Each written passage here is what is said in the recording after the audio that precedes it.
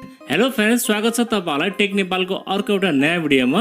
Guys, Realme ले आफ्नो budget entry लेभलको गेमिङ स्मार्टफोन Realme C31 लाई अफिसियल नेपालमा लन्च गरिसकेको छ। मोस्ट इम्पोर्टेन्ट कुरा के भने यो स्मार्टफोनमा पनि हामीलाई युनि एसओसी को T612 को चाहिँ चिपसेट देख्न मिल्ने छ, जुन चिपसेट Realme C35 मा चाहिँ हामीलाई देख्न मिलेको थियो।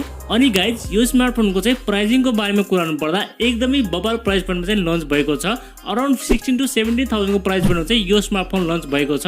यदि तपाईहरुले पनि यस प्राइस पॉइन्टमा आफ्नो लागि एउटा गेमिङ स्मार्टफोन खोज्दै हुनुहुन्छ भने चाहिँ तपाईले यस फोनतिर जाँदा हुन्छ, किनभने यो स्मार्टफोनमा जाइरोस्कोपको सपोर्ट पनि रहेको छ। आजको भिडियोमा हामीहरु यसै स्मार्टफोनका स्पेसिफिकेसन तथा यो स्मार्टफोनमा के कस्ता फिचरहरु देख्न मिल्छ अनि नेपालमा चाहिँ कति प्राइसमा लन्च भएको छ, सबै चीजको बारेमा तपाईलाई जानकारी दिनेछौं र ओभरअलमा यो स्मार्टफोन चाहिँ गेमिङको लागि कस्तो हुनेवाला छ त्यसको बारेमा पनि आज तपाईलाई जानकारी दिनेछौं। त्यसैले भिडियोलाई एकछिन पनि स्किप नगरेर अन्त्यसम्म हेर्नु होला। त्यो भन्दा पहिला यदि तपाईहरुले हाम्रो च्यानललाई अहिलेसम्म सब्स्क्राइब गर्नु भएको छैन भने प्लिज च्यानललाई सब्स्क्राइब गरेर राख्नु होला, किनभने तपाईहरुको लागि चाहिँ हामीले यस्तै इन्ट्रेस्टिङ भिडियोहरु लिएर आइराखेका हुन्छौं। अब चाहिँ तपाईहरुको टाइम वेस्ट नगरी लागौ भिडियोतर्फ। सबैभन्दा पहिला हामी यो स्मार्टफोनको चाहिँ बिल्ड क्वालिटी अनि डिजाइन देखि कुरा गर्नेछौं। बिल्ड क्वालिटीको बारेमा कुरा गर्नुपर्दा चाहिँ यसमा हामीलाई प्लास्टिक बिल्ड देख्न मिल्छ, प्लास्टिक फ्रेमको साथमा, र अगाडिपट्टि भने यसमा हामीलाई पान्डा ग्लासको चाहिँ प्रोटेक्सन देख्न मिल्छ। र यसको डिजाइनको बारेमा कुरा गर्नुपर्दा यसमा चाहिँ हामीलाई same to same Realme 9 Pro को जस्तै डिजाइन देख्न मिल्छ। पछाडिपट्टि टप लेफ्ट साइडमा ट्रिपल डेड क्यामेराको सेटअप रहेको छ, एउटा एलईडी फ्ल्याशको साथमा भने तलपट्टि यसमा हामीलाई Realme को ब्रान्डिङ देख्न मिल्छ र अगाडिपट्टि भने यसमा हामीलाई वाटर ड्रप नचको चाहिँ डिस्प्ले देख्न मिल्छ। यस प्राइस पोइन्टमा यो स्मार्टफोनको चाहिँ इन ह्यान्ड फिल र बिल्ड क्वालिटी चाहिँ एकदमै राम्रो रहेको छ।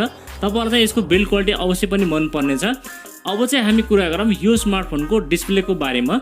यसमा चाहिँ हामीलाई 6.5 इन्चको आइपीएस एलसीडी प्यानल देख्न मिल्छ, साथमा 20:9 को एस्पेक्ट रेशियो र 270 को चाहिँ पीपीआई डेन्सिटी रहेको छ।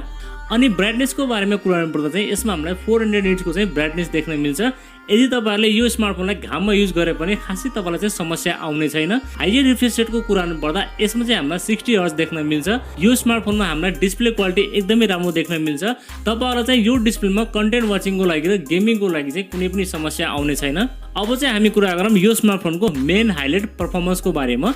यसमा चाहिँ हामीलाई युनि एसओसी को T612 चाहिँ चिपसेट देख्न मिल्छ, जुन 12 न्यानोमिटरमा बनेको चिपसेट हो। यो चाहिँ एकदमै किपेबल प्रोसेसर हो र यसले चाहिँ तपाईलाई एकदमै सस्टेन परफर्मेन्स चाहिँ दिनेछ। यदि यो चिपसेटलाई मिडियाटेकको चिपसेटसँग कम्पेयर गर्नु पर्दा मिडियाटेकको हिलियो G80 बराबरको चाहिँ यसले परफर्मेन्स दिनेछ। साथमा LPDDR4S को र्याम टाइप र UFS 2.2 को चाहिँ स्टोरेज टाइप रहेको छ, जसमा हामीलाई रिड एन्ड राइट पनि एकदमै राम्रो देख्न मिल्नेछ। गेमिङ ग्राफिक्सको कुरा गर्नु पर्दा यसमा चाहिँ हामीलाई माली G57 को MC अक्टाकोर जीपीयू देख्न मिल्छ।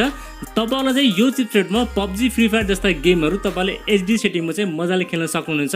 साथमा यसमा हामीलाई जाइरोस्कोपको सपोर्ट पनि दिएको छ, जसको मद्दतले तपाईले गेमिङ एकदमै राम्रो खेल्न सक्नुहुनेछ। तपाईहरुलाई चाहिँ यो चिपसेटमा डे टु डे परफर्मेन्स अनि तपाईले यसमा चाहिँ एचडी सेटिङमा गेमिङ खेल्न सक्नुहुनेछ। गेमिङको मामलामा चाहिँ तपाईलाई कुनै पनि शिकायत देख्न मिल्ने छैन। अब चाहिँ हामी कुरा गरौँ यो स्मार्टफोनको सफ्टवेयरको बारेमा।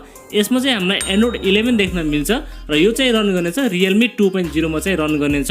सायद यसमा हामीलाई Android 12 को पनि अपडेट मिल्नेछ र तपाईहरुलाई चाहिँ सफ्टवेयर एक्सपिरियन्स पनि एकदमै राम्रो देख्न मिल्नेछ। अब चाहिँ हामी कुरा गरौँ यो स्मार्टफोनको क्यामेराजको बारेमा। यसमा चाहिँ हामीलाई पछाडिपट्टि ट्रिपल रेड क्यामेराको सेटअप देख्न मिल्छ, जसमा हामीलाई 13 मेगापिक्सलको मेन क्यामेरा सेन्सर, 2 मेगापिक्सलको माइक्रो सेन्सर र अर्को चाहिँ यसमा हामीलाई डेप्थ सेन्सर दिएको छ। त्यसैगरी फ्रन्टमा चाहिँ यसमा हामीलाई 5 मेगापिक्सलको चाहिँ सेल्फी क्यामेरा दिएको छ।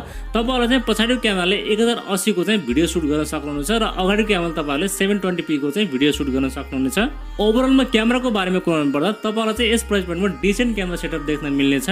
ब्याट्रीको बारेमा कुरा गर्नुपर्दा यसमा चाहिँ हामीलाई 5000 mAh को ब्याट्री देख्न मिल्छ र जसलाई चार्ज गर्नको लागि 10 वाटको चार्ज चाहिँ तपाईले बक्समा पाउनुहुनेछ। अलिकति तपाईलाई चाहिँ यहाँनिर डिसअपोइन्ट गर्न सक्छ, एटलिस्ट यसमा हामीलाई 18 वाटको चार्जर दिएको भए अझ राम्रो हुने थियो।